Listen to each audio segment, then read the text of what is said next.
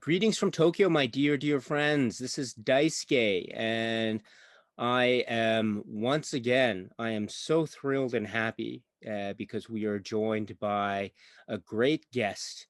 And today he is joining us from the US, and this is James.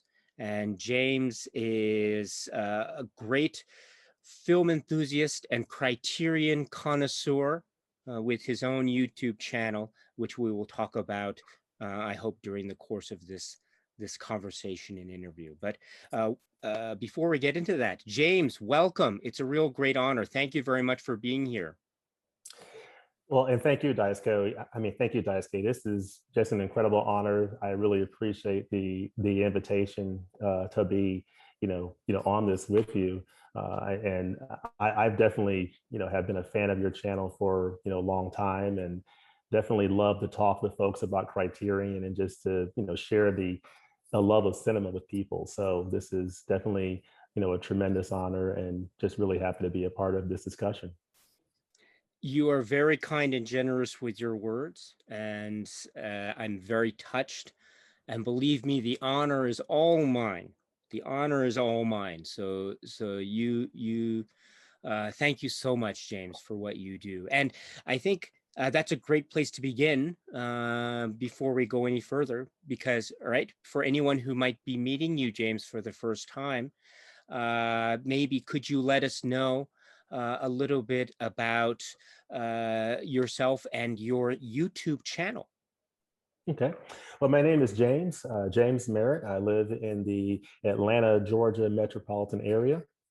And I've been a fan of film for quite some time. And, my journey of film has sort of evolved, over the years. And I think that's probably the case with a lot of people, as I think back to, when I was a kid, I grew up being a fan of like superhero science fiction type films. So, I love the original Superman movie from 1978, Christopher Reeve, Margot Kidder, Gene Hackman, just one of the greats of all time.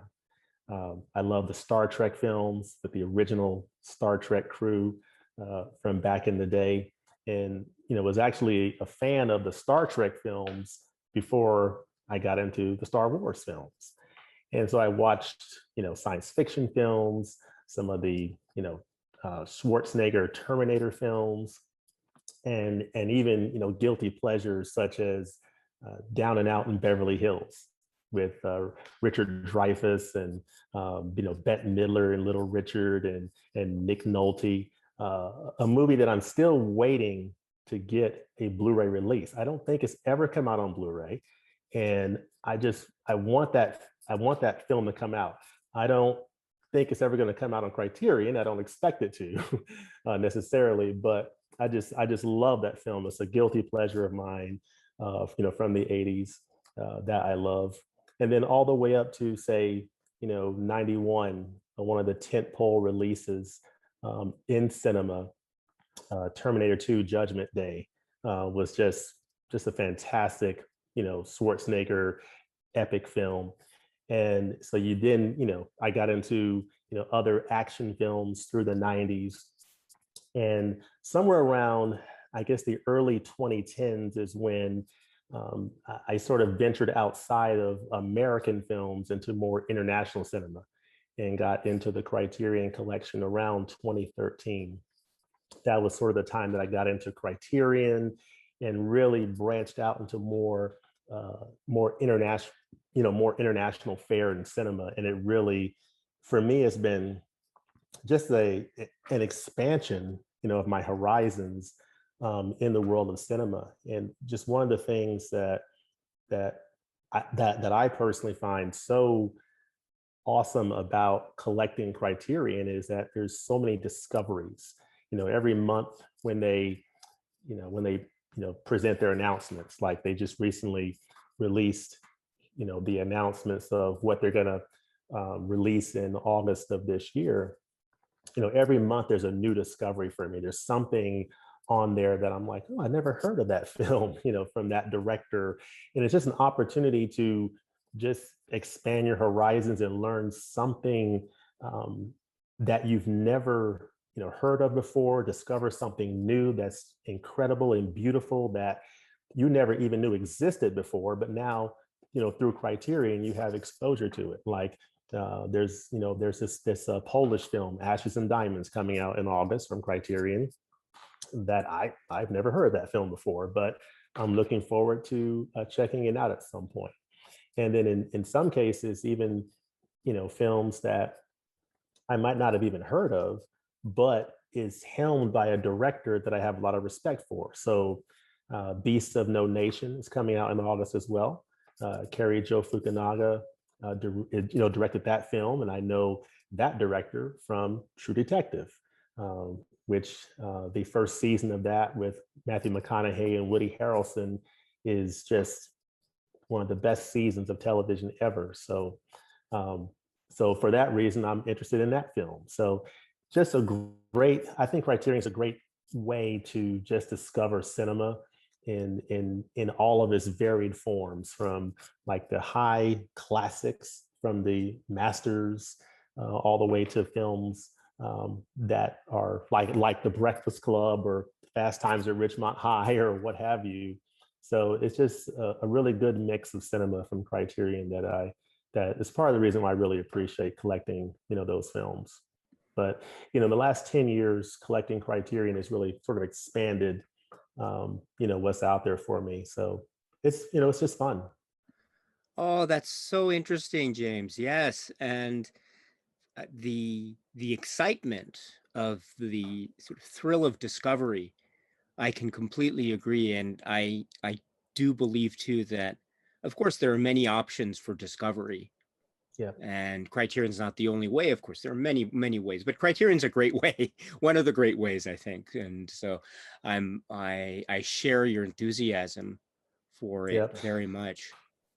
Yeah, and when you asked about my YouTube channel, of course, Yes. I've had this passion around, films for years, and so for me, my YouTube channel is just a way to sort of channel that and just sort of, just talk about my love of film, sort of hear from other film lovers, opportunities to see folks like yourself talk about, Criterion and talk about films, just reading the comments from people and in those comments, I'm learning about films I had never heard of that are new discoveries for me. So it's just about sharing my love and passion for cinema and for film, and building a community of folks who also share that interest, and just sort of growing in this journey together of just learning more about film. Um, so it's for me it's just a really fun and interesting journey, guilty pleasure hobby, and I just have a lot of fun with it. And just in case, could you let us know what the name of the YouTube channel is? It's a very interesting Uh, name. yes, 20th and 21st movies. So I named it 20th and 21st movies because it's sort of an expression of my own personal interest in cinema. So I'm interested in films sort of similar to the Criterion Collection, classic and contemporary films. So films that go back to the early, 20th century, back to the, silent era.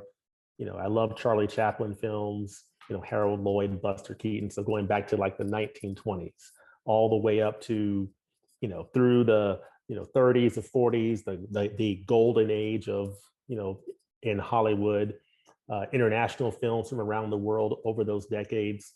So one day I could watch a film from Charlie Chaplin. I could be watching The Kid, or Modern Times or The Gold Rush, and then the next day I can take my son to go see Avengers Endgame, a current day film, so just films going back to the early 20th century all the way up to current films in the 21st century. So that's why I called it 20th and 21st movies.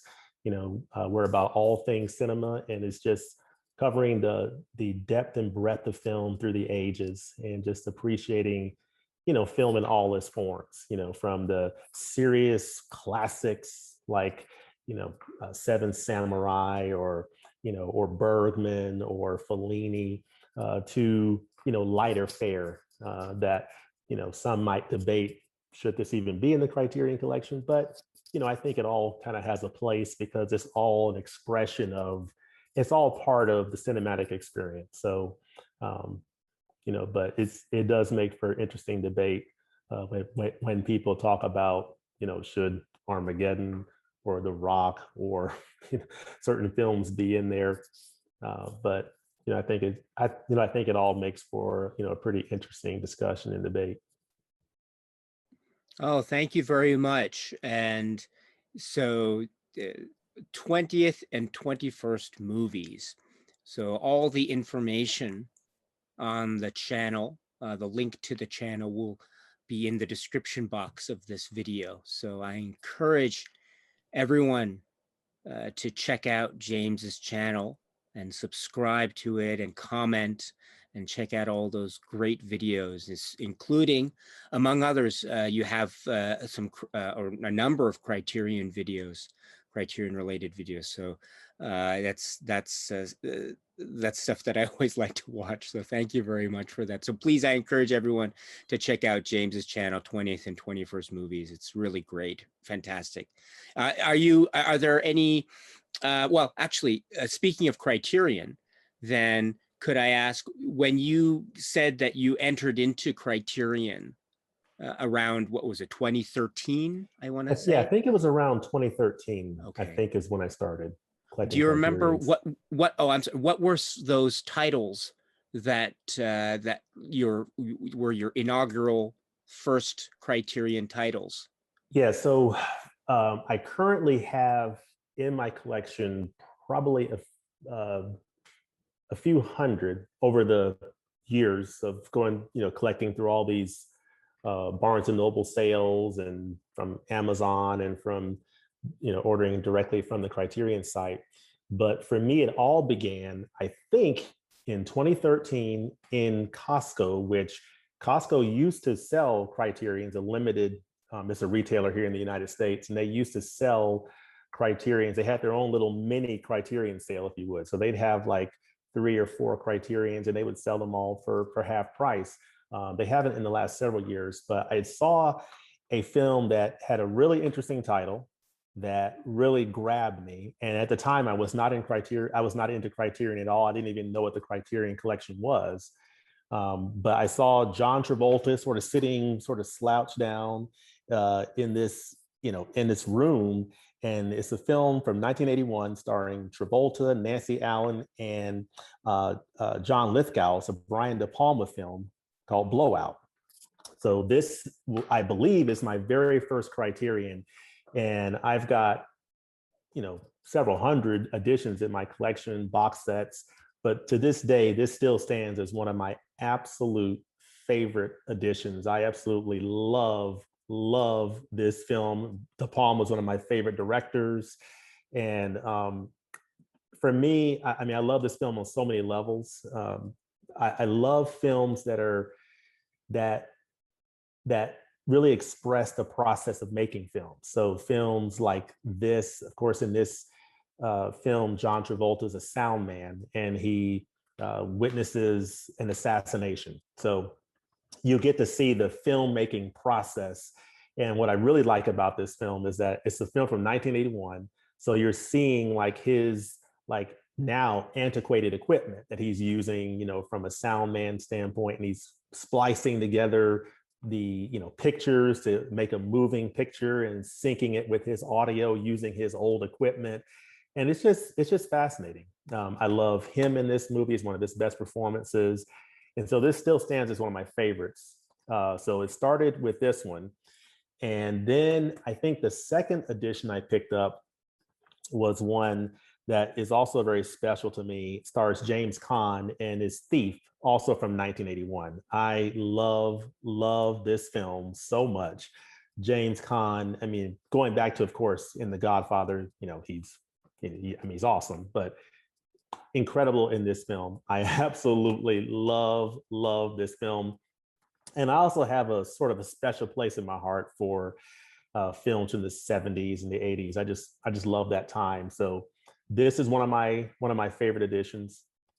And then another edition of mine that I absolutely love that is a little bit before my time, but it's a film that I think is very representative of its time, but it also deals with issues that are still issues to this day in many ways. And that is a film from legendary cinematographer and director Haskell Wexler, starring Robert Forster, and it is Medium Cool. This is one of my top 25 favorite films of all time. And I just absolutely love this edition from Criterion. I can revisit this film like every year. This is just for me, just an amazing edition. And it basically covers, the year 1968, which was before my time, but it was a year that, America was just on fire. America was just burning in 1968 with everything that was going on. And which is very similar to, in many ways, it's very similar to 2020. It's one of those things where, you think about what are some years that sort of stand out in people's minds. And I think 1968 is a year that was very memorable. 2020 is a year that will be very memorable for many reasons, with everything going on with coronavirus, with the whole social justice, all of those issues. And I just absolutely love this film. I think Robert Forster was great in this film. And I just, Verna Bloom was great. I think the special features and, which talk about the little boy who played in this film and kind of what happened to him and, later in life. This is just a wonderful addition. Haskell Wexler, just a great cinematographer, great director.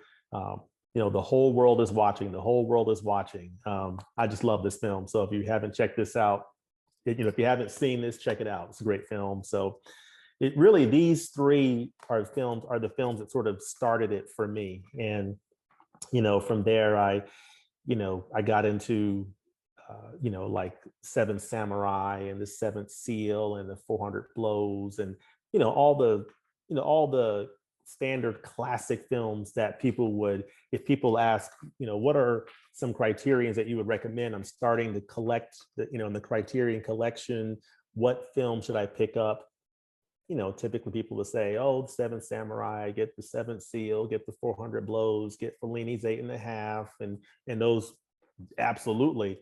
But I would also say, get these, because these are just absolutely great films and they're near and dear to my heart. And I could watch them and rewatch them over and over again. And if I had to put together a list of, you can only, your entire Criterion collection is lost and you can only keep 10 titles, I think that these three would be among those 10 titles. So that's how much I love those editions. So.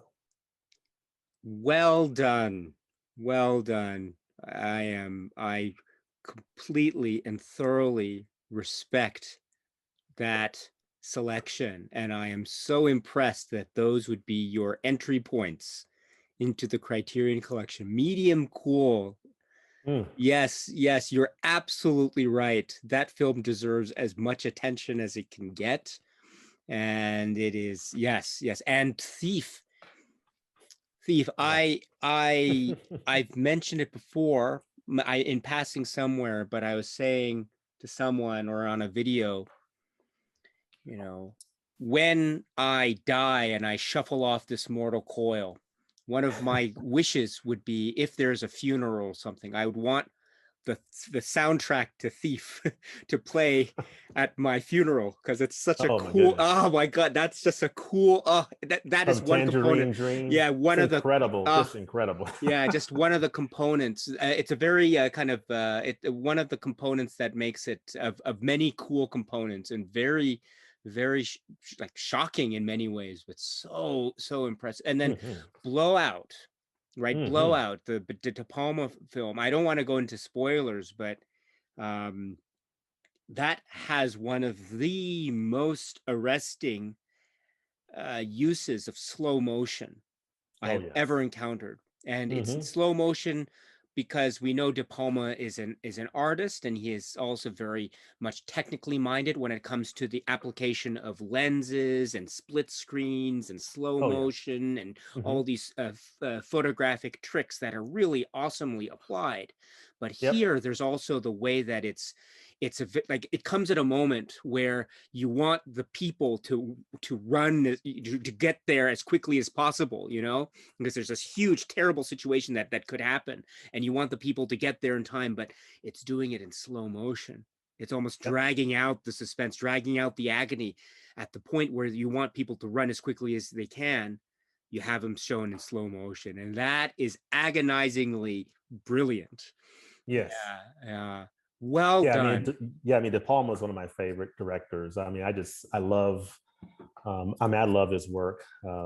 Dress to Kill, Sisters, Carrie. I mean, he's fantastic. I think he did the first Mission Impossible film with, Yes. with Tom Cruise as well. I mean, he's a fantastic director. I love him. I That's love right. De Palma. Yes, yes. We're at the first one, right? And Tom Cruise is like on the ground. Yeah, Yes, yeah, yeah, yeah, yes, yeah, yeah. I saw that in the theater. It was great. Yeah, yeah. Oh yeah.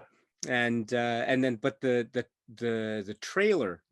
That's one of those where I think the trailer came out, like showed like everything. So it was like, oh well, oh, but yeah, it's a great movie. You're right, and that's De Palma too. So, Hmm. oh, well Yeah. done, well done. And James, so then from here you entered into the world of Criterion, and then so what did that mean? Let's stick with Criterion for a moment. So Okay. how and Yeah. then how did that develop, or what were some of those other titles that you got into and that really struck something within you in your film enthusiast soul, as it were? So what were some of those other titles that you found along the way in your Criterion journey?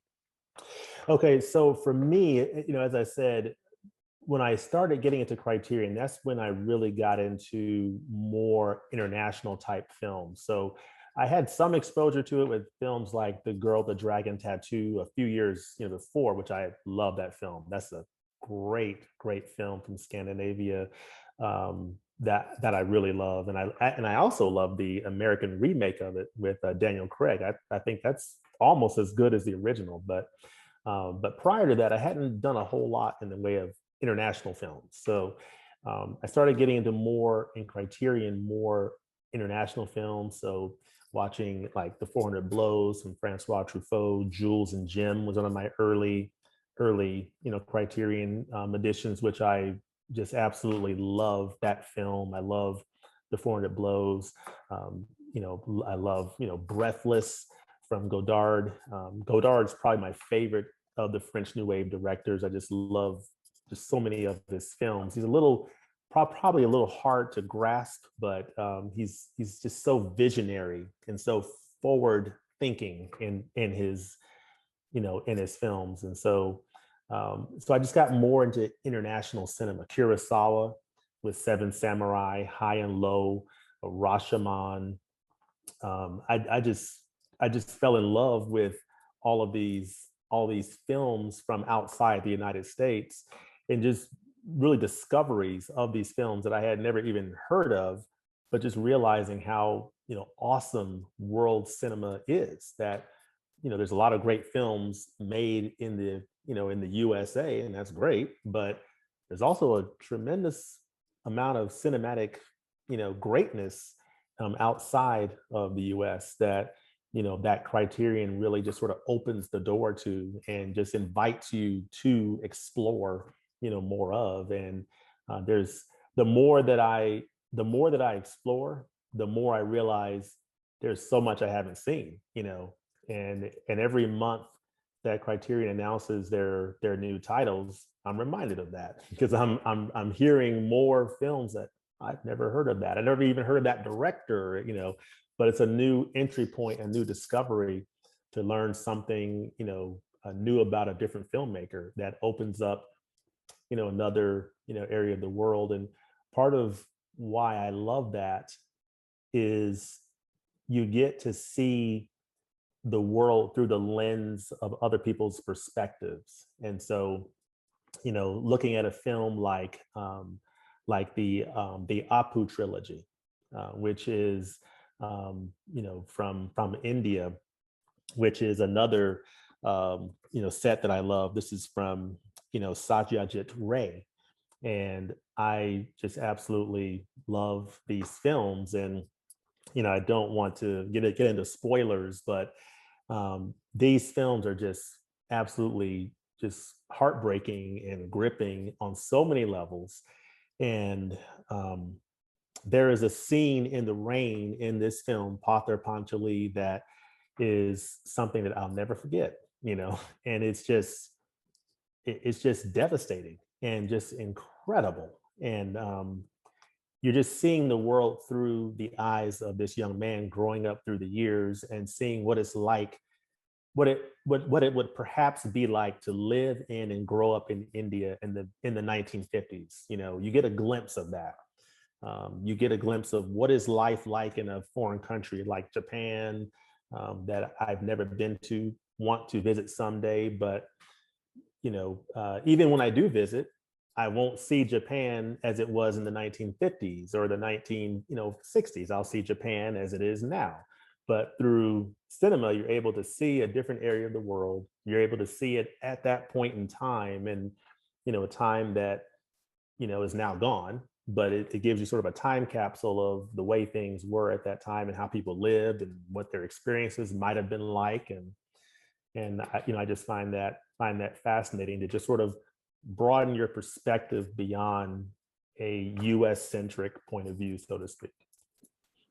Oh, thank you so much. Yes, yes, you said it very well, and I love that point too, which is it's a window into different areas of experience, and both, let's say, emotionally and also maybe physically, or maybe in terms of geography. And Mhm. so that is a point very well taken. And also I love the point too that you said, how every time one watches a film, one is reminded about how many films one hasn't seen. So I feel that way every single time. Oh, I see this film.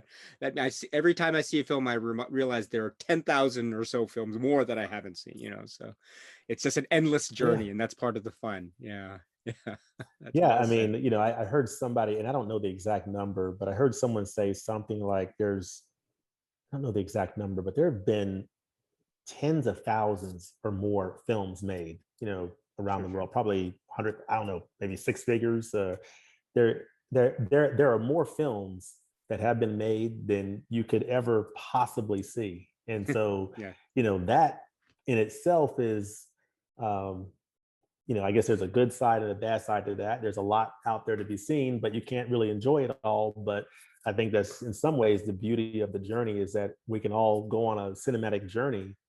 And I could see a series of films very different than what another person may see, but still we both have incredibly satisfying journeys, because there's just so much out there to see. And in the day and age that we live in now, I mean, we're just saturated with so many entertainment options, in terms of um, home video is just an amazing, amazing thing that has been a recent phenomenon, I think, in the last 20 years. And, I was thinking recently about, at the time that some of these directors are making their films. So if you imagine Charlie Chaplin when he was making his films, back in the 20s or 30s, he had no idea that there would be a Criterion collection, or that his films would appear on these Blu-ray discs, and that people would be able to watch his films at home.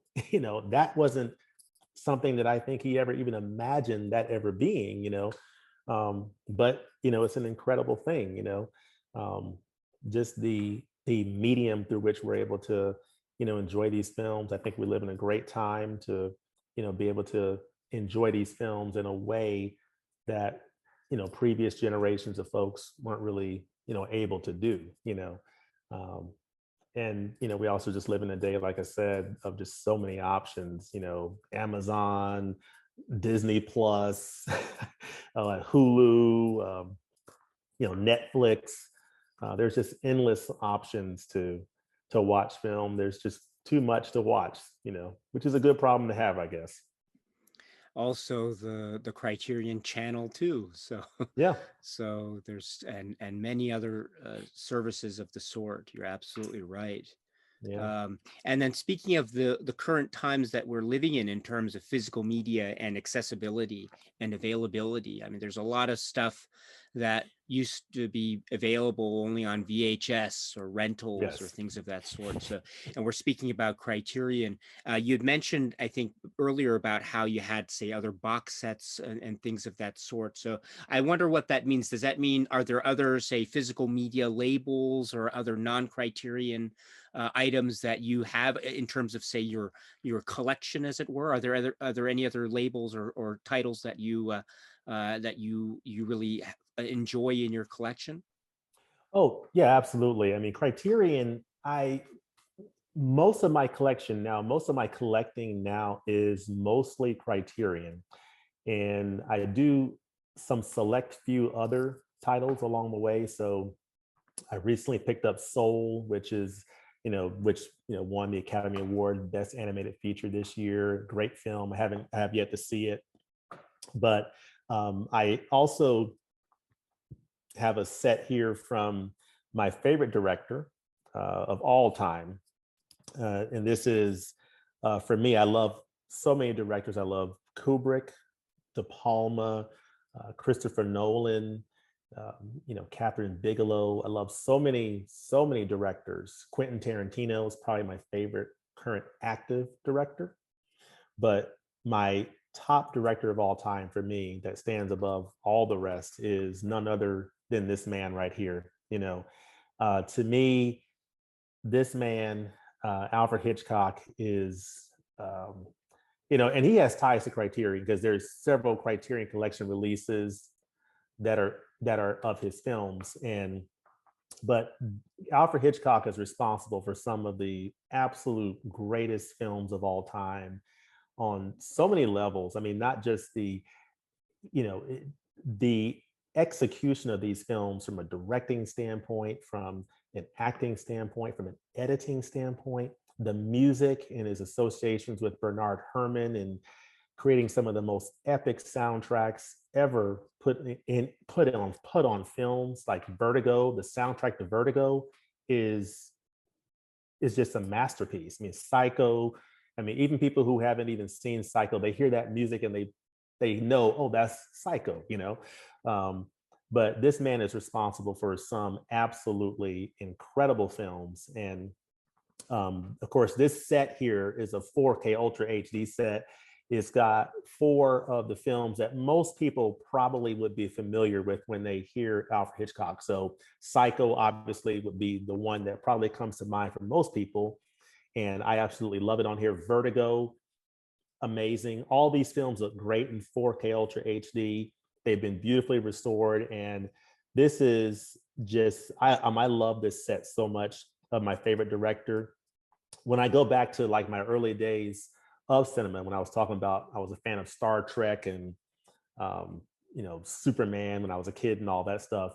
Another, I would say for me, my entry point with Hitchcock was even before I saw any of these films, there was a TV show that he used to do called Alfred Hitchcock Presents that I really enjoyed. My mother and I really loved watching those episodes on TV, and he was known as the master of suspense. And then I would go on to see Psycho and these different films, and I just absolutely love this set. And one recommendation that I would offer to people, if you are like into binge watching and you want to, maybe you're not familiar with these films and you want to like sink your teeth into something that you can really get into the lore of it. Psycho is a great film to watch along with a TV series called Bates Motel that aired on AMC a few years ago, that stars Freddie Highmore and Vera Farmiga as Norma and Norman Bates. And just watching this film, Psycho, first, and then watching that TV series and watching its interpretation of Norman Bates' story, great companion piece that I highly recommend if you're looking for a movie, TV adaptation type of pairing. I highly, highly recommend that. It's sort of a connection to Alfred Hitchcock and just a great thing to connect with.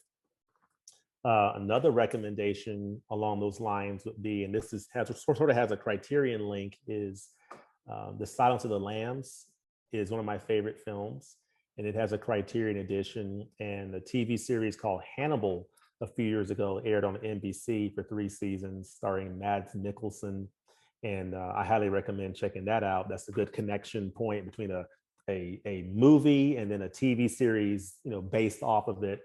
And I think just the way that they produced that series was just incredible, just great art direction, and it connected really well with the original Silence of the Lambs movie. So highly recommend checking those out. But those are some other items in my collection. I collect other TV series. So I collected Bates Motel and Hannibal. Of course, I was a big Game of Thrones fan, so I have all 8 seasons of that on Blu-ray, and so very happy to have that. I am one of those people that was a little bit disappointed with season 8 of Game of Thrones. Unfortunately, I felt like I wasn't happy with the way that series concluded. But this happens. But overall, Game of Thrones just a tremendous series, and I have all 8 seasons of that. So I collect other films outside of Criterion, and on a sort of a more selective basis. And some of those films are guilty pleasures, and like Ma's a recent film that stars Octavia Spencer. That's a pretty fun film to watch, and a film that's probably my favorite film that I've watched this year, that that the director won an Academy Award for this year, and it was nominated for Best Picture. Is this film right here, Promising Young Woman? I absolutely love this film. This is a great film here, starring Carey Mulligan in just a fantastic role. This is a really, really good film. It was nominated for Best Picture, so highly recommend Promising Young Woman.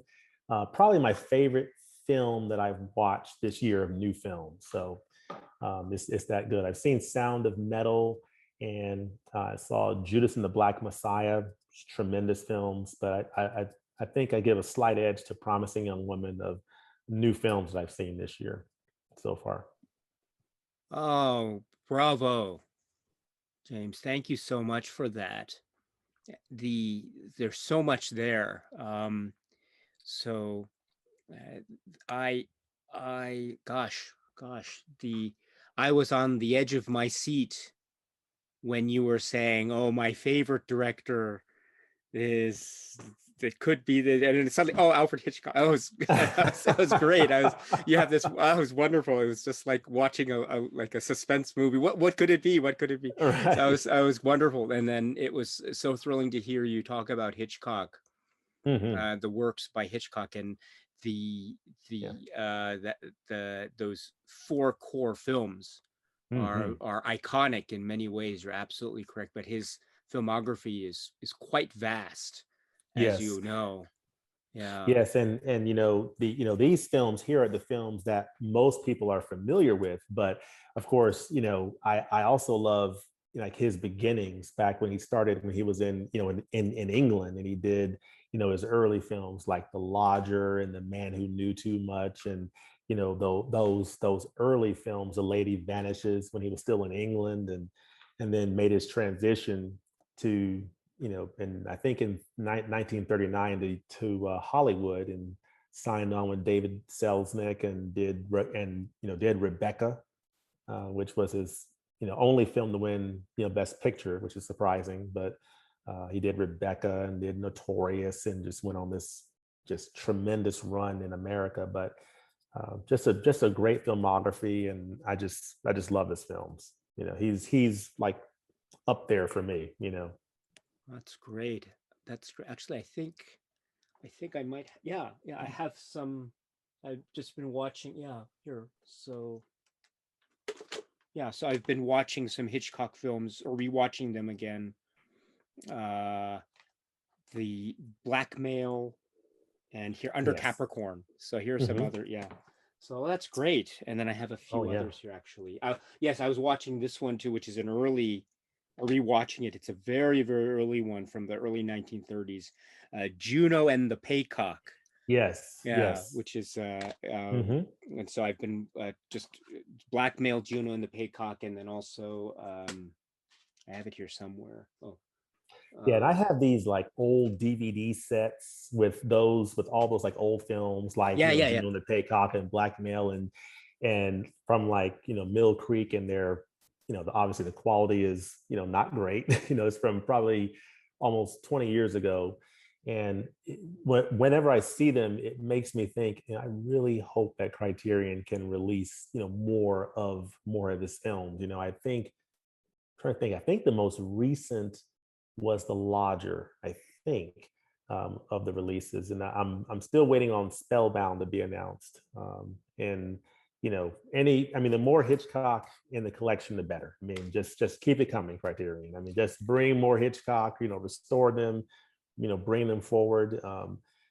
With The Man Who Knew Too Much, there's a great restoration demonstration on there that talks about you know, um, the work that they did in finding the right elements and in order to restore that film properly. And I know there's a lot of work that goes into that, and that is another for me another satisfying part of just following Criterion and following these classic films is just really appreciating the work that goes into bringing these films back to life and and the restoration process, how that works in terms of the scanning and the technology, and cleaning up these films, and really restoring them, and all the work that goes into bringing together different elements of different quality and working with that on the video side, and then the work on the audio side, and just sort of everything that they do using the best tools available today to restore films to the best presentation possible. So it's a lot of work that goes into it, and it's just, to me, it's very fascinating. that's that's such a lovely coincidence that you mentioned The Man Who Knew Too Much Criterion release. Hmm. An excellent recall, my friend, to recall the rest. I think I actually was reviewing or not reviewing, but rewatching it the other day, in fact. So this is it. Excuse me. There we go. Yes, I love that. Yes, yes. Hmm. So well done. Yes, and so um, this is another, and it has the audio commentary track, Philip Kemp.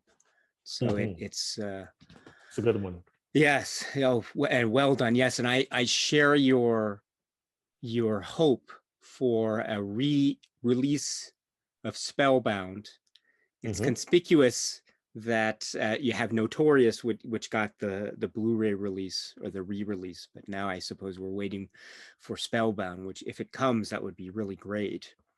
And Yeah, because I'm anticipating it'll come at yeah, some point, because I have a 3 movie set from, I'm not sure if it's from MGM, that has Rebecca, Notorious, and Spellbound in it. And so when Criterion released Rebecca and Notorious, of course, I got those on Criterion. Those are great films, by the way. Notorious, as much as I love Psycho and Vertigo, those are probably his best films, by most people's standards, probably mine too. But if you were to say that Notorious was his best film, I wouldn't argue with you. I think it's arguably up there in the top 3 of his best films. It's just an amazing film, all the way around. So, but yeah, seeing those films come out makes me think, okay, so only a matter of time. Hopefully, Spellbound can come out at some point, and they can, do more, Hitchcock. So we shall see. I think I have that same three film. It's like a red. A Yeah, red, yeah, yes. yeah. Mhm. I have that one as well. So yeah. So oh yes, yes. So well done, well done, my friend. I think I'm very happy to hear your Hitchcock film take, and I agree so much about Notorious. I Hmm. think it could be, as I say, yeah, it could be his best film. Yeah, Hmm. I have a personal favorite. My probably one of my apps. It could be my, it's one of my absolute favorite films ever. It's Vertigo, and I Oh saw my that goodness. since I was a kid, on Oh these man. VHS tapes. I think it was that kind Mm, of the bluish cover, and that was still mm, during the time when it was kind of unavailable, or it was on, you could see it on these MCA VHS tapes, and then mhm. the restoration came out, Yes. and then I went to see it in the theater, and it had this different soundtrack, and it Yes. was different colors, and there was not different colors, but it was a new presentation, Yes. and then that now has become the standard, as it were, going forward. But yeah, that film, It's Vertigo, amazing. yeah. It's amazing. And there's a that reminds me on Vertigo, there's a, and I don't know who the YouTuber was, but someone put a video out on YouTube that talks about how Hitchcock blocks a scene, and he uses one of the scenes from Vertigo in that with Jimmy Stewart's character and the man that he meets near the beginning of the film, that sort of sets things up for the rest of the film. And they provide a really interesting analysis of how Hitchcock blocks the scene and positions characters at different moments and really sets the camera. I mean, it just really shows the mastery that he brought to his work. I mean, just amazing, just incredible. Yeah, I think I know what you're talking about. It was a video showing, it was the scene where I think it was Scotty, James Stewart's character, Yep. meeting the Gavin Elster character in, Yes. he and the shipyard is in the background, or Hmm. in the Yep. window background, and it's in this huge office, and James Stewart sitting down, and Gavin Elster standing up. He goes to Yep. the back. There's a little like I don't know, like table Yep. And part how in he the back. moves around Exactly. and yeah. Yes. Yes. Oh, yeah. So yes. Well He's done. Yes. brilliant. Yeah. Yeah. The use of Hmm. space, cinema space there. You're absolutely right. Yeah. That was a really great video essay. Hmm. Yeah. Yeah, just incredible. Ah. So yeah, I mean, now, do you have a favorite director? Who would your favorite director be? Oh, wow. Wow. That's a great question. I don't, I don't know if I could name one. Um, I think it's a really tough question to answer. I suppose I could say it, for a lot of reasons. I think it could be, mm, the works of Yasujiro Hmm. Ozu, Hmm. and also the works of He was Edward brilliant. Yang. Hmm. So Edward Yang and Yasujiro Ozu, maybe Okay. for me. Hmm. Okay. Although I share in your enthusiasm for the works of Hitchcock, and I think Hmm. his it's a fascinating body of work, and very Hmm. complex, and Hmm. quite challenging in a lot of respects. But Yes. uh, and so yeah, but I think Ozu and Yang for me might be Okay. the ones that I would name. And so for Yeah, I Ozu, of like course, Ozu. I have not gotten into Yang yet, but I really like Ozu. Tokyo Story, yeah, just amazing, just yeah. incredible. And I look forward to exploring more, of his films. I mean, how he just uses that set camera, doesn't really move the camera much, just sort of, frames it, and characters move within the frame the way he wants. And, he's not the kind of director that's going to, have the camera going all over the place, but he's, sets the camera and frames the scene the way he wants it, and just presents a story just so beautifully. And I remember one of the funniest scenes. I think it was in Tokyo Story. It was a scene that I saw that wrote that, and I guess this is a film from 1950 something, and it really tickled me because it reminded me of, how things often change, but a lot of things remain the same, and just sort of seeing the behavior of the little boy, when he's sort of talking back to his mother, um, and the mother says, I'm going to tell your father when you get home, and and and he's like, I don't care, I'm not afraid of him, and thinking, that's not much different than kids are today. It's not different at all. That's just that. I mean, that's times change, but a lot of things remain the same. So, and this is a film from halfway around the world, 60 years ago, and it speaks to current day and speaks to behavior of a young boy that I have a lot of familiarity with in my own house. So, Yeah, there's a really a beautiful, touching, and quite funny way. You're absolutely right that Ozu seems to be able to capture that spirit, that that kind of I don't know how to explain, the kind of je ne sais quoi type of element for children, mhm, yeah, and that magical moment of of being able to say almost anything or do almost anything, yeah, and have that feeling of a child, and then have that layered into a film like you say Tokyo Story, which is about generations and yeah, about different generations of a particular family unit or extended family unit, yeah, and how kind of how each generation treats the other. And you hmm, see, and actually, and so even in those scenes, yeah, there's so much distilled in terms of the thematic essence of the film. yeah, And so yeah, yeah, well done. You have this yeah. wonderful power of recall. I'm very impressed. That's really Well, wonderful. I have to confess, it's not in all things though. There's a lot of things I forget, for sure. So, but yeah, I guess when it comes to movies, I do remember a lot of details. But That's great. as far Yeah. as what I ate yesterday, it's like, oh, what did I?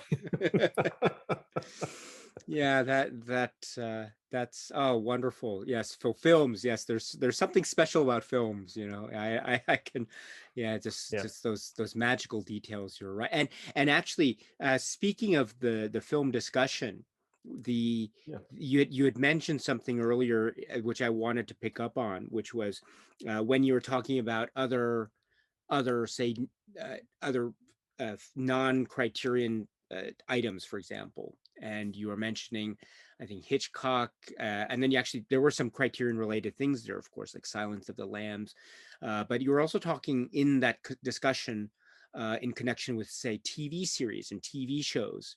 And in hmm, fact, for instance, in the recent Criterion announcement for August 2021 releases, there was Beasts of No Nation, and you had mentioned earlier about Cary Fukunaga, and how he was also involved in the first season of True Detective, which was also a TV series. So, hmm, and Silence of the Lambs and Hannibal and Bates Motel, and yeah. I should say too that I was a kid in the '80s when I don't know if there was that Bates Motel with Bud Cort and Lori Petty.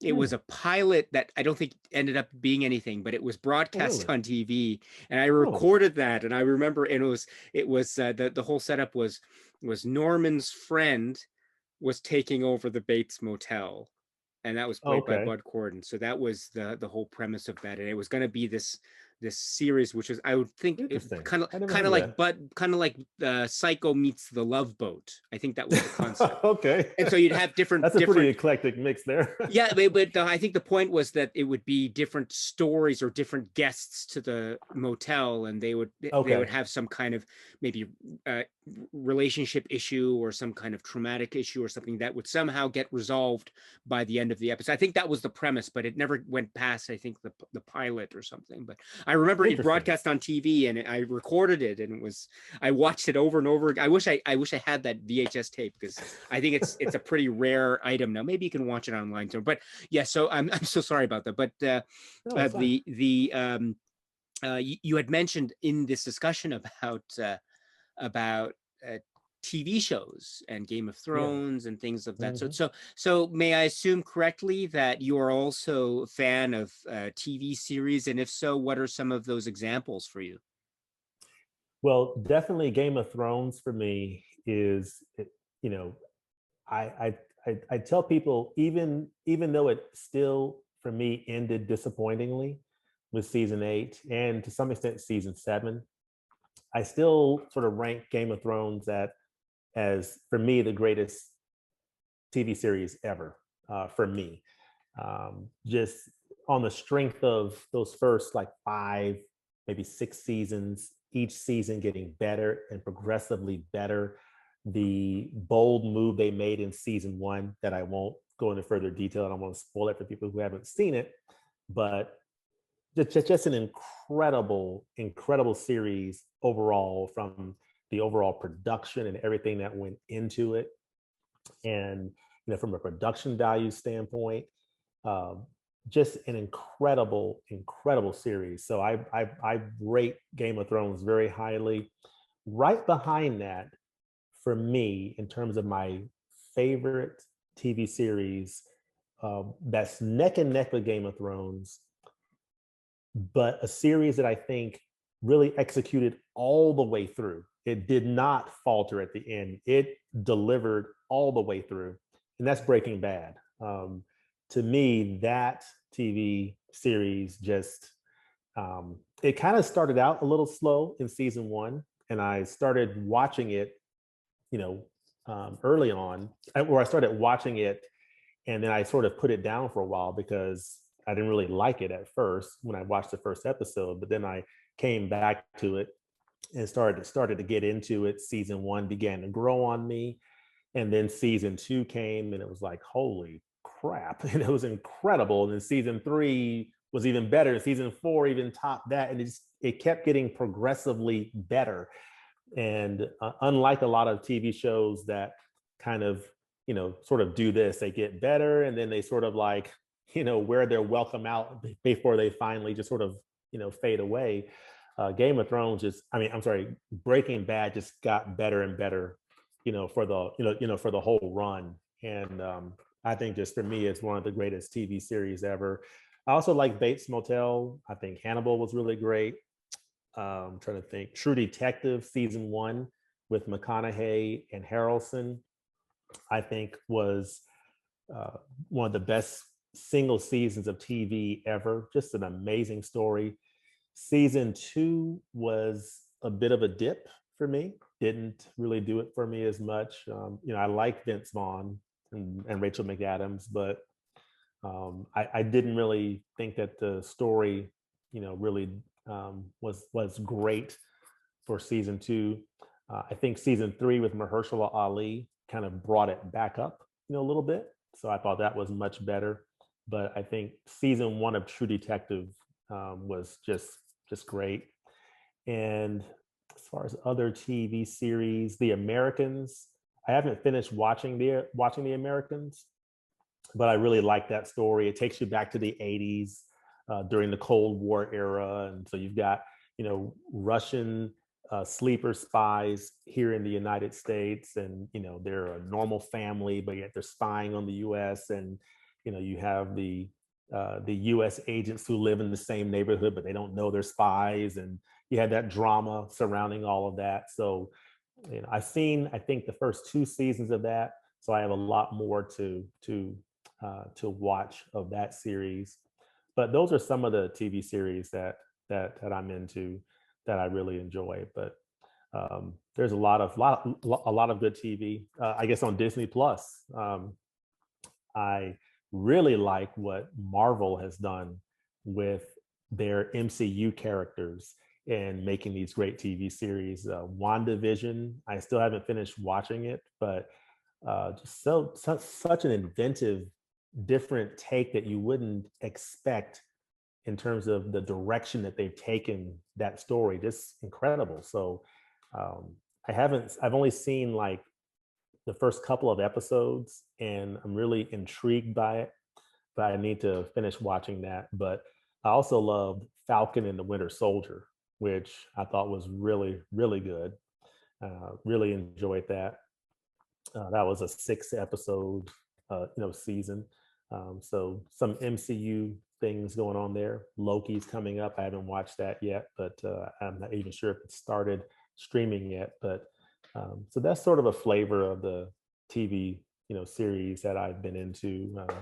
But even in that space, there's so much of TV that I haven't even dived into. I'm kind of tickled because you mentioned TV, and there was recently, I think the Friends had a reunion, of the Friends TV series, and I've never been into Friends, but my 12-year-old, I come down here to the basement a few days ago, and I see him binge watching Friends, and he's watching a show that that had its run long before he was even born, and now he's into it. And he's watched more Friends than I've ever watched. I never even watched Friends. So, there's a lot of great TV series I've never watched, like Friends, and of course I've seen a little bit of Seinfeld, and and I get why it's funny, but I've never gotten into it.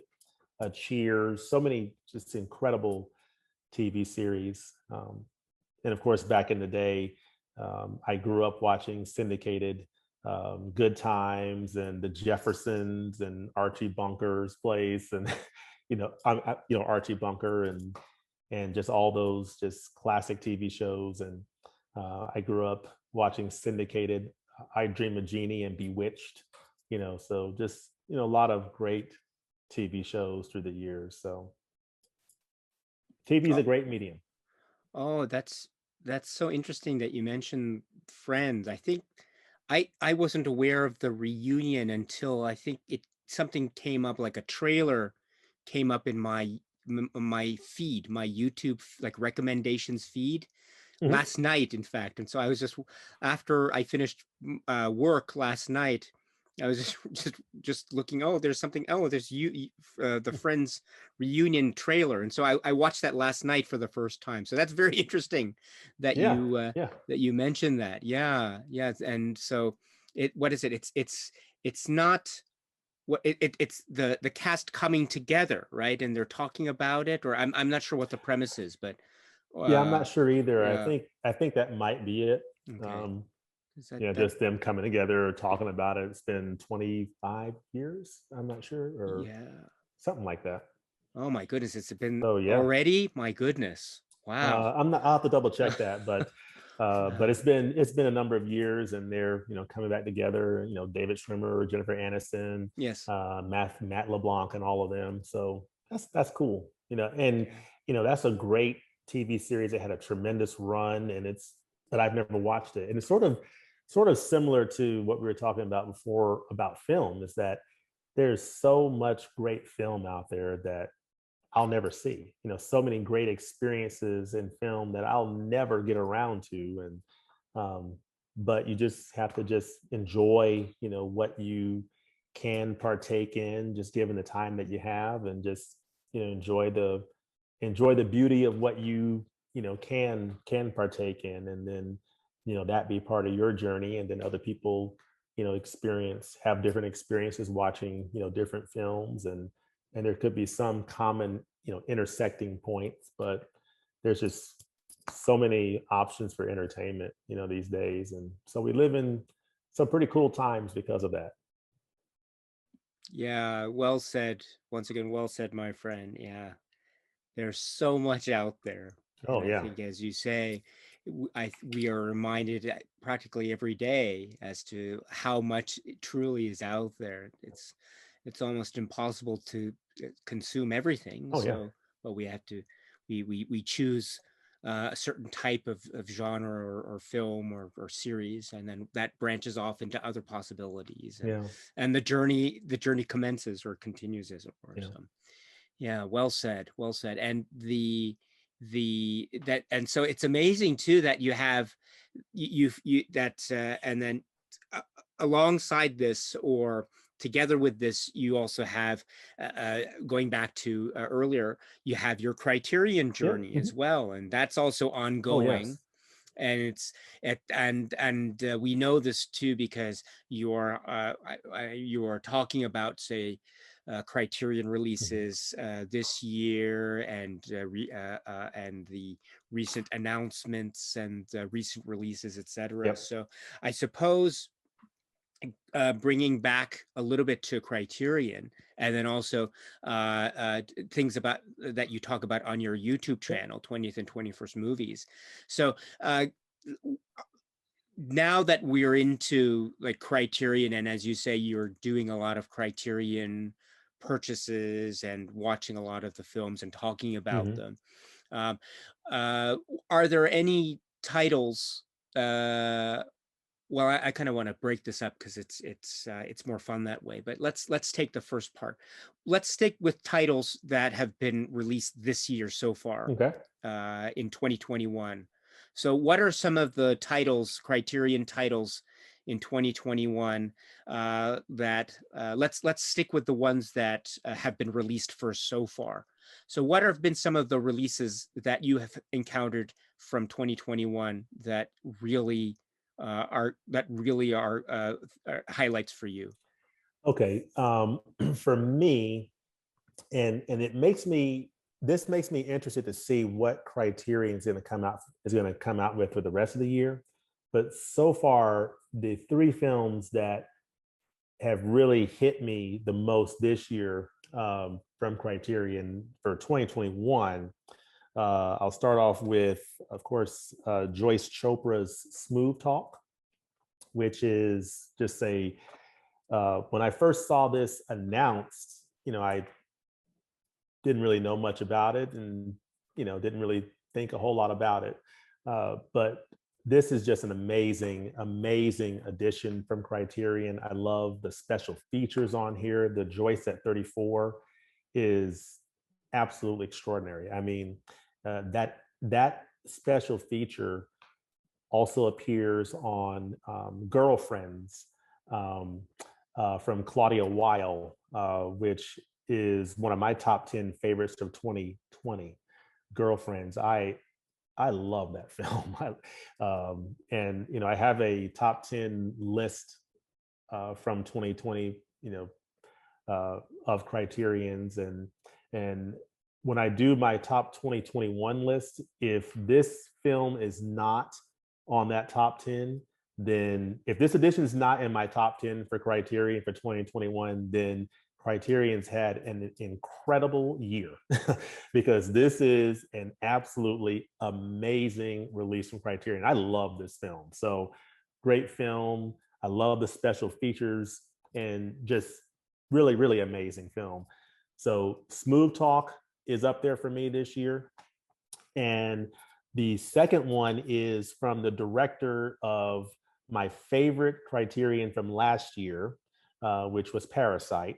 And that is from Bong Joon-ho, Memories of Murder. I absolutely love, the more I watch Bong Joon-ho's films, the more I fall in love with this filmmaker. I mean, this film is really incredible. It's called Memories of Murder, and it's sort of loosely based on the real events that happened in Korea in, I believe, from 1986 to 1991, some serial killings, and it's sort of a police procedural. One of the things that I mentioned in my review of this on my channel was it took me a little bit of time to get adjusted to this film tonally, because I'm sort of expecting this to be a serious police procedural, and it's got comedy mixed in, and I wasn't really expecting that, but I think it was done quite well. And but overall, I love this film. I love this director. The special features on here are excellent, and so the I think the picture on here looks really good, even though it sort of leans very heavily to the greenish hue, so to speak, from a color, um, timing, or whatever you call it, standpoint. But I love this edition from Criterion. This is really great, from Bong Joon-ho. And then the third title for this year that I really love, from Jean-Luc Godard, of course. I never had the DVD of this, but I picked up Masculine Feminine. I also have a review of this on my channel. I just think this is one of my favorites so far of this year. Just a great Godard film. I mean, Breathless is great. Vivre sa vie is wonderful. I like Every Man for Himself. I like a lot of Godard's films, but this one here is definitely near the top of my favorites from him.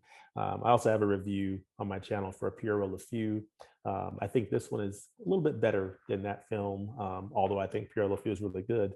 But I really enjoyed Masculine Feminine, a really nice addition, and I really enjoyed this one as well. So those three would be sort of my favorites so far for this year, but I'm really looking forward to seeing what Criterion, brings out for the rest of the year. And, so I'm looking forward to, I know in July, Deep Cover with Lawrence Fishburne is supposed to come out. That is one that I'm really looking forward to checking out. Looking forward to from August, the D.A. Pennebaker, company should be very interesting. I like documentaries, and Criterion has a lot of great documentaries, so I think that'll be interesting. Um, as well as the Beast of No Nation from Carrie Jo Fukunaga. So um, I'm pretty sure Criterion's got some interesting things up his sleeve for the rest of the year. Maybe some interesting box set. I know I was blown away by that Fellini set from last year.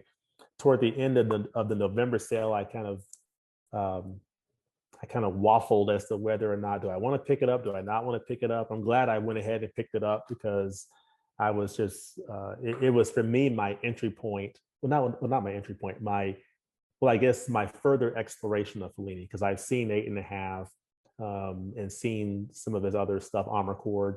But for me, this was an opportunity through that box set to dive even further into his filmography and discover Knights of Cabiria and La Strada, which are my favorite, probably my favorite films of his. And I think Giulietta Messina, just phenomenal in those films, and I was just blown away by that. And so I love the Fellini set, and but yeah, so I'm looking forward to seeing what Criterion has up its sleeve, for the rest of the year. But those are some of the releases that have really blown me away the most so far. Also, Mandabi is a really good release. I did a review of it and sort of coupled that with Black Girl, sort of a discussion of Mandabi and Black Girl in a sort of a review of or discussion of both films recently on my channel um, that really talks about the father of African cinema, Osman Sembin. And, I really appreciate the fact that Criterion's making that concerted effort to just continue to expand its horizons and bring, recognize, more films from around the world, and which I think is a great thing. So definitely glad to see that, from filmmakers of color, and just really bringing even more diversity, in the films that they release in the collection. So, very much excited about that release as well, and looking forward to, Deep Cover from director Bill Duke, which just looks to be a really interesting release as well. So a lot of great stuff coming from Criterion, I'm sure, and I'm interested to see what box set, if any, they're going to announce, for this year. So. Of course, and I even forgot to mention the World of Wong Kar-wai set. I picked that up this year, and working my way through it, and so far I'm enjoying it. I am hearing some things that people are a little bit disappointed with the sort of the presentation, with the way the films look. I'm sort of still forming my opinion of that, but overall I'm enjoying the films. I absolutely love In the Mood for Love and Chungking Express, and really impressed with that filmmaker. So a lot of good stuff. Oh, well done. Yes. Yeah. Yes, you're absolutely, yes, your enthusiasm is wonderful as always. And so those are great choices. And as you say, if this is what they've done so far, right, what do they have in store for us for September and beyond? I mean, Yeah. and there's probably going to be some kind of big set of some sort if past years are any example. Mm-hmm. So Yeah. we can expect hopefully something version. Are there any kinds of things that you'd like to see Criterion release in a set if you had the opportunity to choose? So now that's a good one there. Let's see, as far as a set.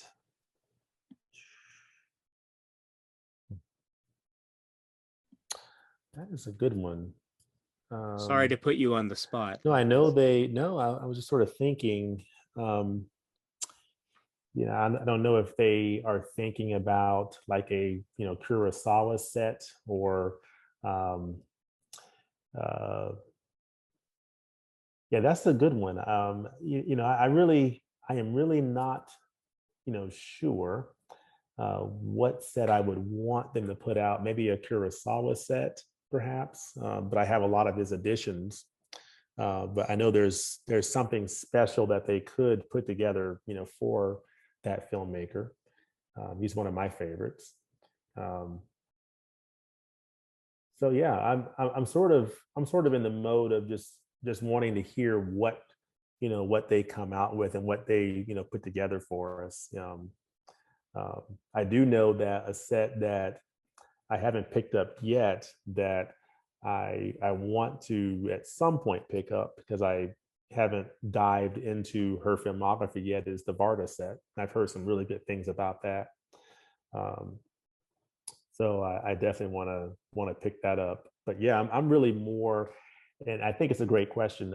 I'm really more in. I'm just sort of more interested in just Criterion surprise me. Just present what you're going to come up with, and and just blow me away with it. And I'm sure it'll be something that that'll be a new discovery for me. That'll be like, wow, that's amazing, kind of thing. Yeah, that's a really great perspective to maintain a sense of surprise as part of the fun. Yeah, that's really great. The next question is taking a step back. We spoke about the 2021 releases and upcoming releases. Now, taking a step back, you had earlier in our conversation spoken about your favorite, or not favorite, I'm sorry, you had spoken about those first three Criterion titles, your entry points into Criterion: Medium, Cool, Thief, Yeah. and Blowout. Excuse me, sorry. So Yeah. Blowout, Thief, and Medium, Cool. And so, and then you'd mentioned also in that conversation that you had maybe a top 10 or something favorite Criterions ever. So now I must ask the question. So what are your favorite Criterion releases ever, as of now anyway? For me, for me as of now, Yeah. probably I have several favorites. The Kid, Charlie Chaplin, is incredibly charming. That's on one of my top 25 favorite films of all time. I love The Kid. Of course, these three here would be on the list here: Medium, Cool, and Thief, and Blowout. Those would definitely be among my favorites. Another that's among my favorites is a film called Two Lane Blacktop that I absolutely love. It's one of those films you look at and you think, these characters, what are these characters about? What is their backstory? And part of the point of the film is there is no backstory of these characters. You're just seeing these films, or just seeing these characters in the here and now, and they're just living right now, and they're doing their thing today. And where they came from, what they did, yesterday, who knows, but you're seeing them in the moment, and it's pretty interesting, and of course the legendary Warren Oates, you know, just a great film, and really takes you back to a time in America, Route 66, sort of a time that once was, but is now gone, and it's sort of a nice time capsule of a film from the early 1970s. So I love that film. So definitely Two Lane Blacktop. The Kid is really good. I like, of course, Medium, Cool, Thief, Blowout.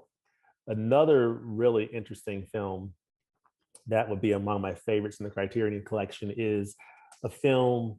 In addition to all the classics like Seven Samurai and all those that people would typically recommend, is a film that really speaks to I think, to the heart, and really hits you hard, inside. And it's a more recent film from 2016 called I, Daniel Blake.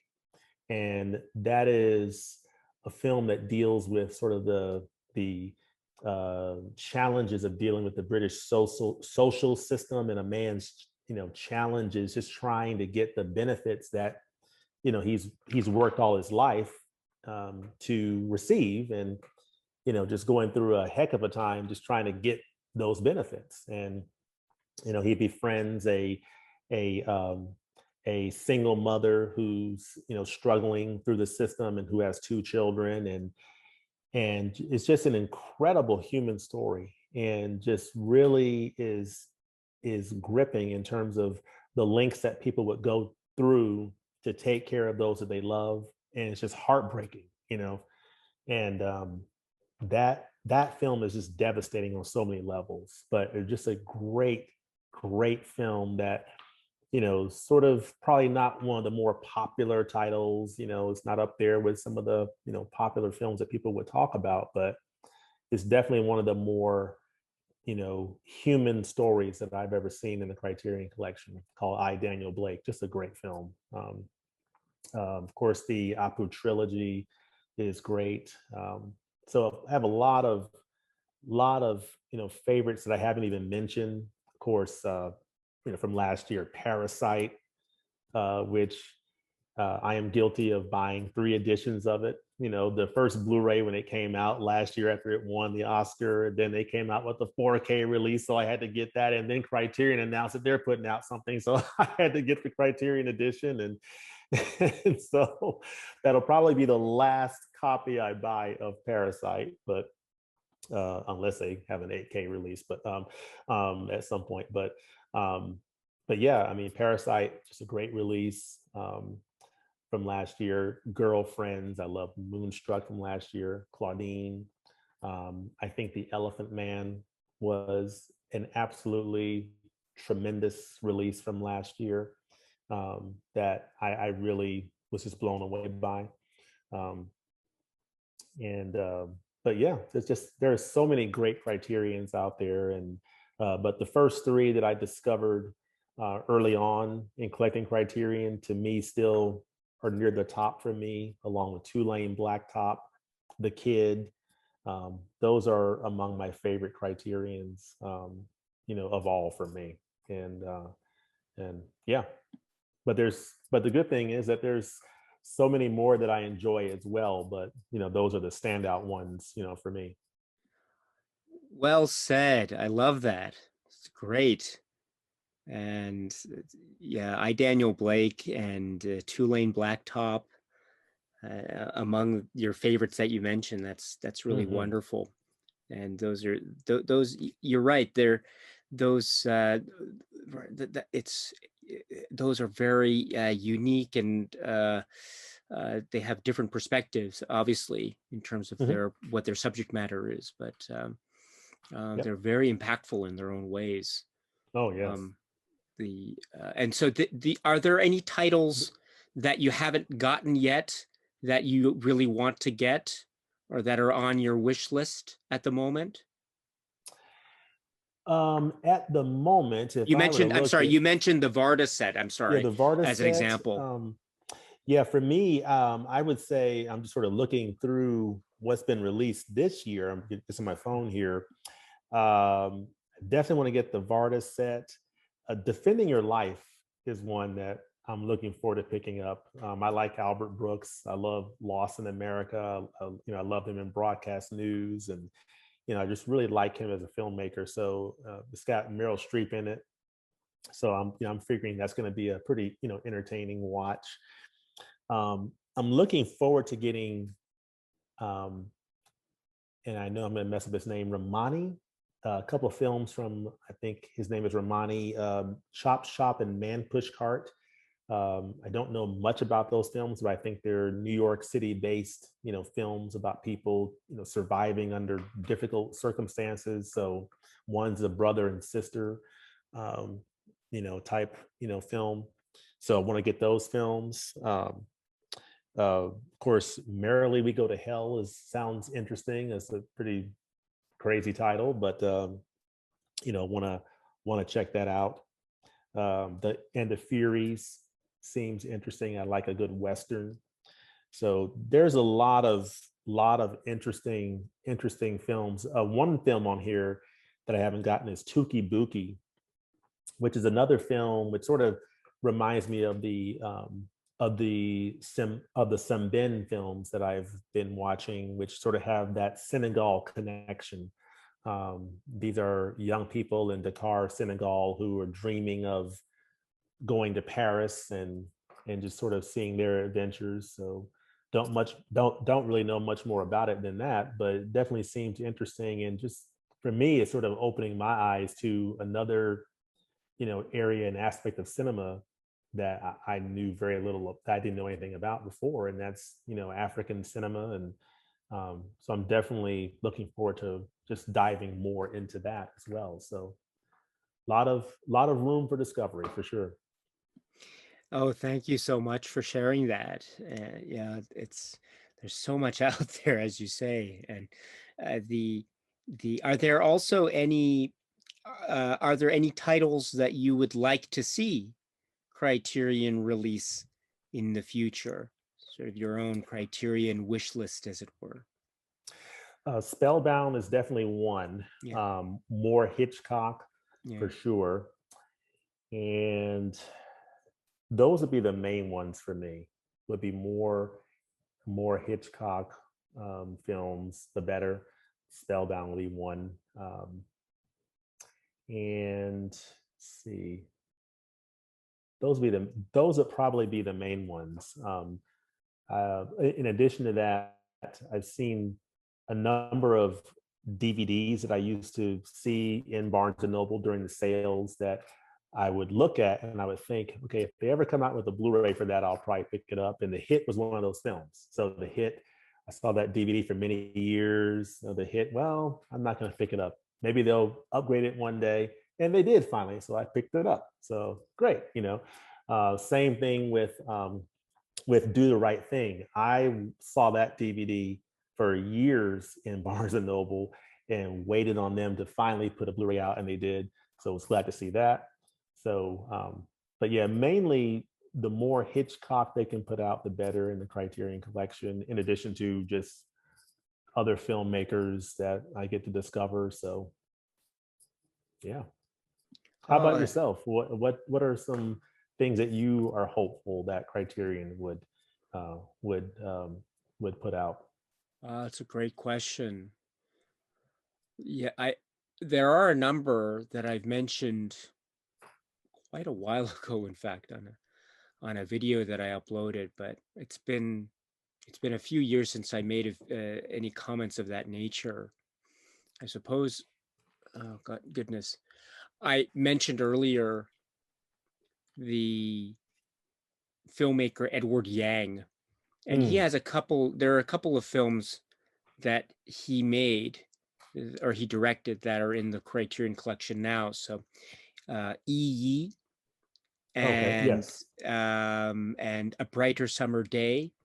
I have that one. Oh, really? I haven't watched Brighter Summer Day yet. It's a pretty long Ah, watch, but I yes. haven't watched it yet. And I've seen Yee before in the stores, but I haven't yet pulled the trigger on it. But I'm Ah, sure it's fascinating. You know.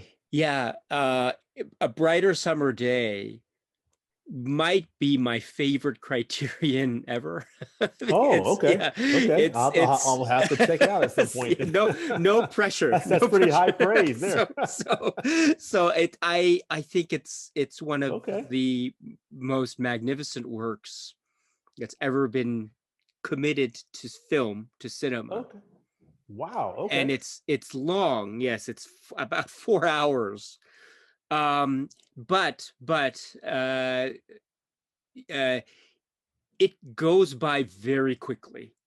That's one Okay. thing. And also, if you need to, I mean, you can watch films in any way you like, and of course, depending on your schedule, your own time commitments, etc. So it is possible, I think, to watch that film in segments, in sort of, Sort of break it up a little bit. yeah, it Okay. is Yeah. possible. You might feel that way, or you might feel when you get into it, you just want to watch it all the way through. Yeah. But whatever works for you. But I cannot stress enough just how much I adore that film. It Mm, is, mm, it is, mm. it remains for me one of the most mysterious and magical and powerful and very emotionally overwhelming films Oh every wow. single Okay. time. And Mm, so, wow. Okay. and you spoke earlier about cinema being an avenue or a gateway into different parts of the world, and so this is Yeah. true for me as well. And this part of Mm, the world and this time period is one that I'm not familiar with directly.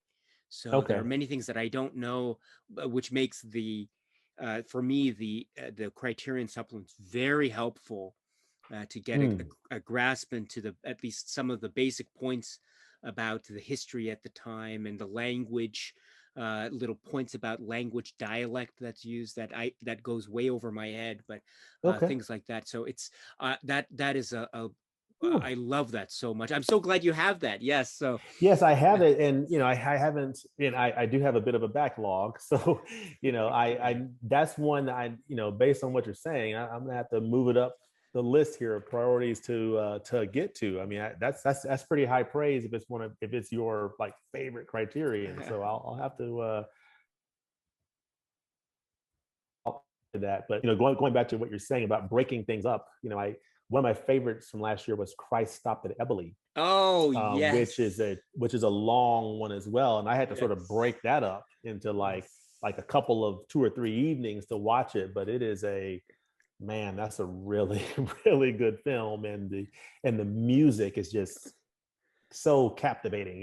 Just the soundtrack and just the music that's playing the score throughout the film is just intoxicating almost, and just a great film. But I'll probably take the same approach to when I watch A Brighter Summer Day, just sort of break it up into like 2 or 3 nights and watch it or something like that. Yeah.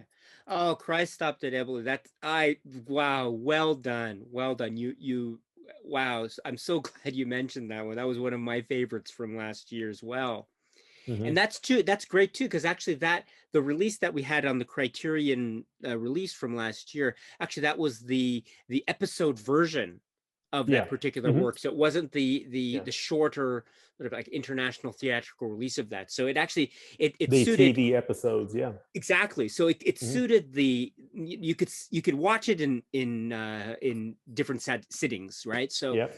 or you could watch it in one go, which would I think also Mhm. be very beneficial. But Yeah. yeah, well done. You're well done, my friend. That's I'm that makes me so Yeah, and, happy. and and that's just an example of, a film that if I wasn't into Criterion, I wouldn't have even heard of that, and I certainly wouldn't sit down and watch it. It's like what is this? Mm, But when you sort of open your mind to these different works from these different directors, Francesco Rossi, it just opens up an opportunity to get a glimpse into an area of the world or experiences that you're not familiar with. That's just always fascinating. Just another aspect of the human experience that is a little bit different than living here in Georgia in the United States.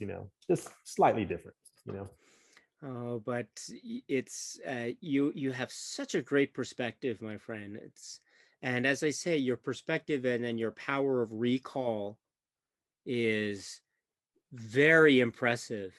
Very impressive. I just want to say too that I was so happy that you mentioned when you were talking about smooth talk, for example, that in fact, yes, um, that we had the short film, the Joyce Chopra short film Mhm. that Yeah. also appeared on Girlfriends because of Hmm. the work that Claudia Weil did on that as well. So I'm so glad you remembered that. Yes, that is a very good detail, Yeah. and it shows you have a great passion for this, and so I look forward. There's no pressure, of course, so don't worry about it. But one day, if and when you end up sitting down and being able to watch A Brighter Summer Day, Edward Oh Yang's yeah. film, I would love to hear your thoughts, good or bad. If it's I didn't, that's okay too. Whatever, however you feel, Yeah. I would Yeah. love to hear your thoughts because it's Edward Yang is one of my Hmm. favorites, and in fact, I think if Criterion could release other Edward Yang films. I think there's Okay. you had asked me of other films that I'd like to see Criterion release. If they could release other Edward Yang films, they also have Taipei Story, the film Taipei Taipei Story story. Okay. in the World Cinema, excuse me, World Cinema Project box set #2. And Now, is so that from Edward Yang as well, or? that's correct. Yes, Okay. it's a somewhat earlier work. It's earlier in his filmography than A Brighter Summer Day. It's Ah, incredibly okay. effective, and so I can Hmm. recommend that. But there are other films that he has done, a couple Wow. of which are actually very difficult, or yeah, few that are very difficult to get at the moment, out of Okay. print or otherwise. And so, if Criterion could get those and release some of those, that would. Yeah, that's I'm glad you mentioned that because I do have Brighter Summer Day. I've seen Yigi for years, Yeah. going through these Criterion sales. And so, I definitely, you've definitely sparked my interest to sort of diving into Edward Yang and really just exploring this filmmaker. But I definitely want to check out A Brighter Summer Day, and just sort of, start diving into that one. I've heard great things about it, and now I'm hearing, from you how much you love it. So it's definitely, I need to check that out pretty soon. So Oh, thank you sounds very like a much. great. Thank you so much, my friend, for this. And so, and then going back to you and your channel, 20th Yeah. 21st Movies, I look forward if and when Criterion announces Spellbound, it's shot Oh my Spellbound. I goodness. look forward to seeing your reaction. Yes. Yes. So let's hope, I don't know, next month, who knows, right? You Fingers never know, crossed. right? Yeah, but it certainly feels like it's definitely a possibility. Let's put it that way. So, Hmm. but Oh yes. James, thank you so much for Thank this you, Daisuke. I really opportunity. appreciate the opportunity. I mean, I really enjoyed speaking with you and just just hearing your thoughts on movies and this. I really really enjoyed it. The honor and privilege were all mine. It was as I say, I'm so impressed, and I continue to be impressed. And you have this great way of talking about it and explaining things, and but also you have this wonderful ability to recall these Oh well, thank you. details. And so, like you were talking about the restoration demonstration on The Man Who Knew Too Much, or the Joyce Chopra short film, Joyce at 34, and so Girlfriends and Smooth Talk. So Hmm. and Oh well, other thank you. details like that. So I'm and so impressed. And so I want to thank you very much. I'd love to continue this, and maybe we can do another a talk or discussion very soon, Sure. if that's okay. Oh, absolutely, Uh, absolutely. Yeah, I mean, I really enjoyed it, and it's always great to share thoughts on films and just discover new things. I've discovered diving into Edward Yang, so that's definitely something that's on my list okay. now, and I'm very much looking forward to that. And that's going to be a new discovery for me of something that, like, wow, something awesome I never even knew about before. So thank you. No, no, thank you very much, James. And before we go, may I ask, are there any maybe recommendations, any film recommendations, or any recommendations at all you'd like to leave us with? They can be Criterion, they can be non-Criterion, they can be streaming, however you feel. Are there any recommendations that you'd like to leave us with before we go? Sure. One of my all-time favorite films is this is a non-criterion film, but it's one of my guilty pleasure films that I really love. And it's called Play Misty for Me from 1971. Clint Eastwood's, I think, is his directorial debut. I absolutely love that film. The co-star in that film, I forgot her name. Oh my goodness, she recently passed away, but just a brilliant performance. Um, but Play Misty for Me from Clint Eastwood from 1971 is one of my favorites. It's from 71. It's in, like, Northern California. He's playing a DJ.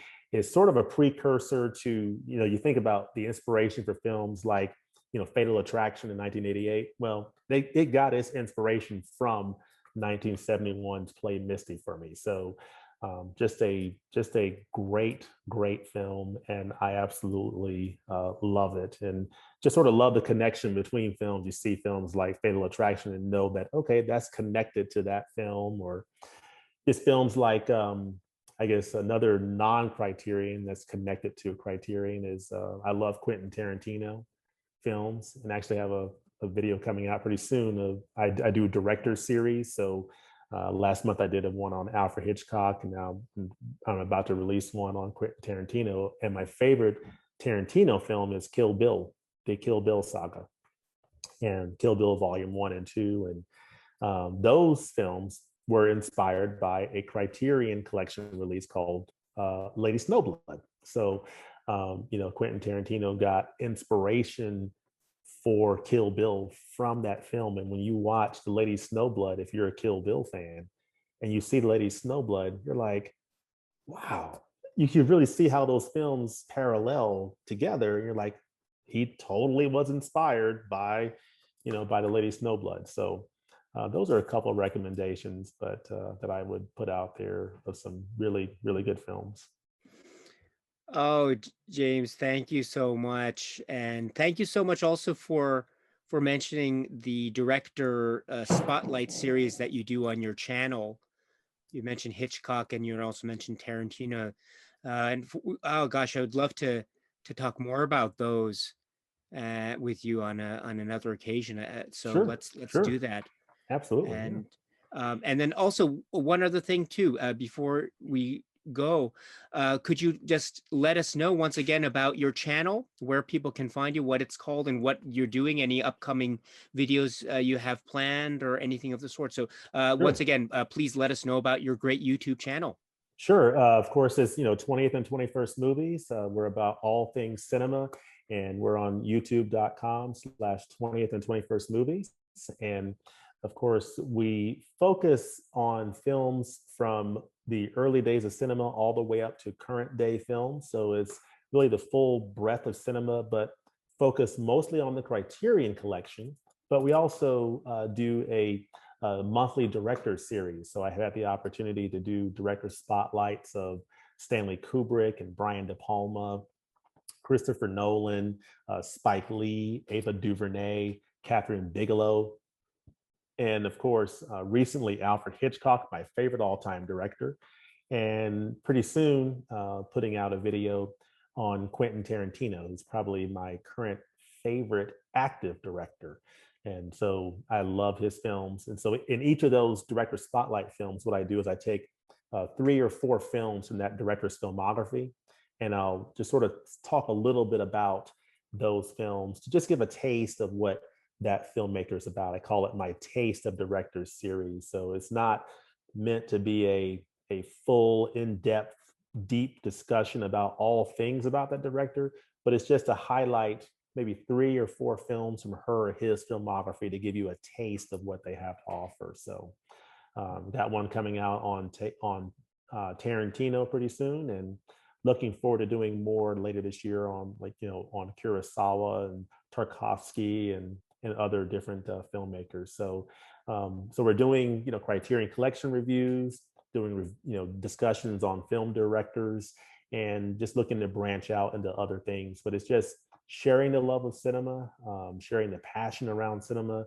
and just also hearing the thoughts and experiences from other people, and hearing their love of cinema and the types of movies that they enjoy, which I've learned so much just from the comments that I've received about films that I get to discover as well, from people who make comments on the videos, or have you checked out this, have you seen this from this director, and it's new discoveries for me. So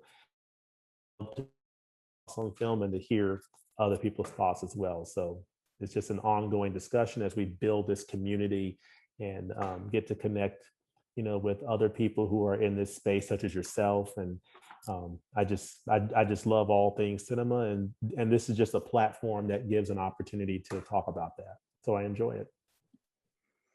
James at 20th and 21st movies on YouTube. And Check you it can also out. reach me at 20th and 21st movies at gmail.com. That's Oh, the email address as well. great. So I will have all the information, all the pertinent information included in the description box below. So please check out the channel and subscribe to the channel, and the notification icon button, all that, please do that, and leave comments behind. Check out James's videos. As you can see, he is an expert and he is an enthusiast and lover of all things film and TV series and entertainment and Criterion. So please check it out. I highly recommend it. James, great time I had. Thank you so much. Let's do it again very soon. Well, thank you, Daisuke. I enjoyed it as well. Thank you very much. Thank you. Thank you. And cheers. Cheers.